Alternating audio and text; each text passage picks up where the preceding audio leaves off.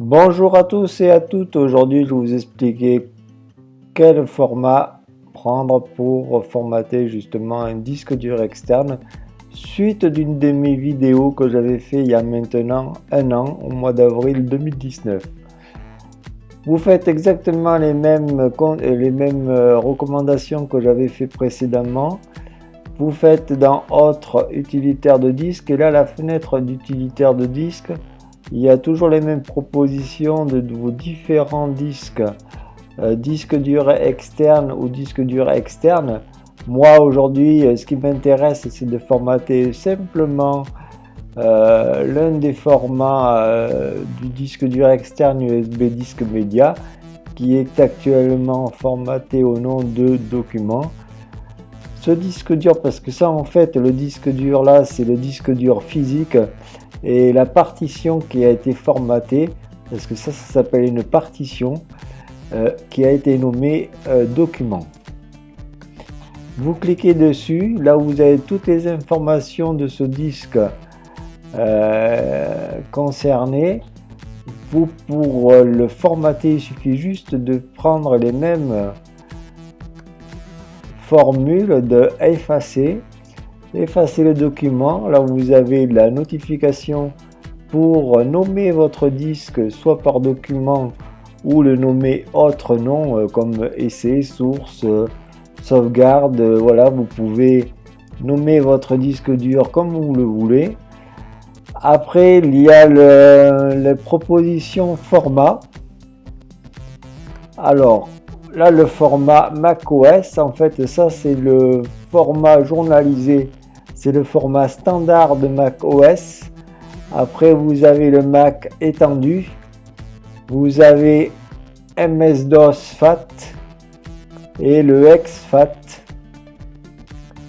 Là, la vidéo concerne quoi prendre comme format pour que ça soit utilisé soit par macOS, le format système d'exploitation OS, ou alors le format de système d'exploitation Windows, comme Windows 7, 8 ou le Windows 10. Et c'est la bonne question, c'est se dire quel format prendre pour que l'un ou l'autre soit lisible, soit par l'un ou soit même par les deux systèmes d'exploitation, Windows ou Mac. Parce que l'inconvénient, c'est que des fois quand on formate le disque dur externe en mode macOS étendu journalisé, il n'y a que macOS qui peut lire ou écrire toutes les données de ce disque dur formaté. Ou après, si vous voulez que ça soit lisible par macOS ou par un système PC Windows par MS-DOS, dans ces cas-là, vous prendrez le format FAT ou le format exFAT. Quel format prendre? Ça, c'est la très bonne question. Je vais vous présenter un tableau explicatif, essayer de vous expliquer, de vous recommander quel format choisir pour quel mode de système d'exploitation. Alors, vous avez plusieurs formats pour vos disques durs. Le format étendu OS 10, journalisé, qui est pour Mac, au même nom de HFS+. Vous avez un deuxième format proposé qui est le format de Windows standard, qui est le format NTFS. Le troisième format, ça, les deux derniers formats, c'est des formats un peu plus anciens, mais qui sont rattachés par Windows, qui est le format FAT32 et le format exFAT. Et vous avez deux colonnes, une colonne Mac et une colonne Windows. C'est pour identifier ce que l'un ou l'autre système d'exploitation peut faire ou pas faire.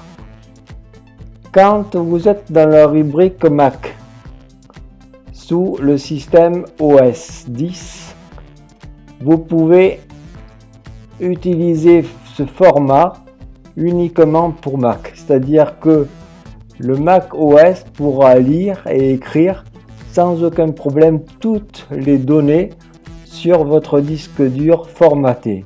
Oui, je fais une petite coupure pour vous préciser qu'en format OS 10 journalisé, vous ne pourrez pas utiliser votre disque dur pour Windows, ni pour lire, ni pour écrire. Le format OS 10 ne sera pas reconnaissable par Windows. Si vous prenez la fonction NTFS, qui sera formaté uniquement sous Windows, ce disque dur qui sera formaté dans ce format NTFS, là par contre les complications vont commencer à se présenter. Sous Mac, vous pourrez lire les données qui ont été formatées en ce format.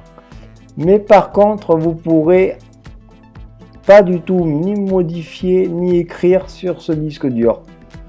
Vous pourrez ni écrire, ni effacer, ni modifier quelques données que ce soit. Troisième proposition, c'est au niveau du FAT32.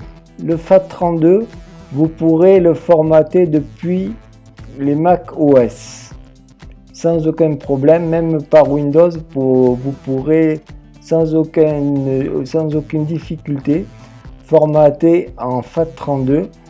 Dans ces conditions-là, vous pourrez lire, écrire, modifier, supprimer par les deux systèmes d'exploitation, soit par Windows ou soit par macOS. Le seul inconvénient, c'est qu'il y a une limite. La limite est de 4 Go par donnée. C'est-à-dire que vous pourrez formater un disque dur, par exemple, de 16 ou 32 Go sur sa totalité sans problème. Mais par contre, vous ne pourrez pas transférer de données de plus de 4 Go. Si par exemple, vous voulez sauvegarder un film, c'est par exemple un film de plus de 4 Go sur ce fameux disque dur externe formaté en 32 en FAT32, vous ne pourrez pas le sauvegarder. Il faudra qu'il soit dans ces cas-là inférieur à 4 Go. Que ça soit sous Mac, macOS et sous Windows, sera les mêmes conditions d'une limite de 4 Go par donnée. Après, il y a la proposition de l'EXFAT. Avec l'EXFAT, il n'y a aucun problème. Vous pourrez l'utiliser au minimum avec macOS 10 version 10.6.